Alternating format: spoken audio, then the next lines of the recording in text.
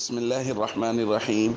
عن أبي قتادة رضي الله تعالى عنه قال قال رسول الله صلى الله تعالى عليه وسلم إياكم وكثرة الحلف في البيع فإنه ينفق ثم يمحق. رواہ مسلم.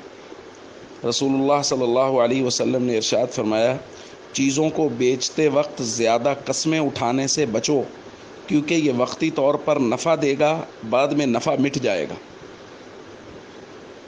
دوستو، کسی چیز کو بیچنے کے لیے زیادہ قسمیں اٹھانا کہ جی یہ بہت اچھی ہے، اس پر قسم اٹھا دی، اس سے وقتی طور پر تو ظاہر ہے آنے والا گاہک مطمئن ہو جائے گا، چیز خرید لے گا، نفع بھی آ جائے گا، لیکن اس نفع میں برکت نہیں ہوگی۔ حضور علیہ الصلوۃ والسلام کی دوسری حدیث میں حضور نے فرمایا، قسم اٹھا کر بیچنے سے مال میں نفع تو آتا ہے لیکن برکت اٹھ جاتی ہے۔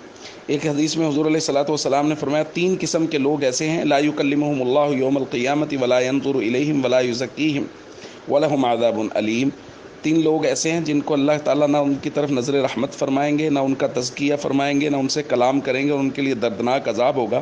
اور ان میں سے ایک حضور نے فرمایا، المنفق سلعتہ بالحلف، جو آدمی جھوٹی قسم اٹھا کے اپنے سودے میں، اپنے سامان میں نفع کماتا ہے۔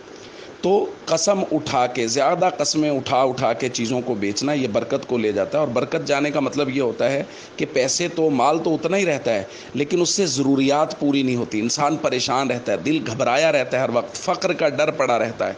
تو اس لیے زیادہ قسمیں اٹھانے سے ہمیشہ بچیں اور اللہ کے راستے میں مال کو خرچ کریں، تاکہ مال میں برکت ہو۔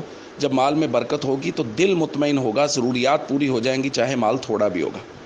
السلام علیکم ورحمۃ اللہ وبرکاتہ۔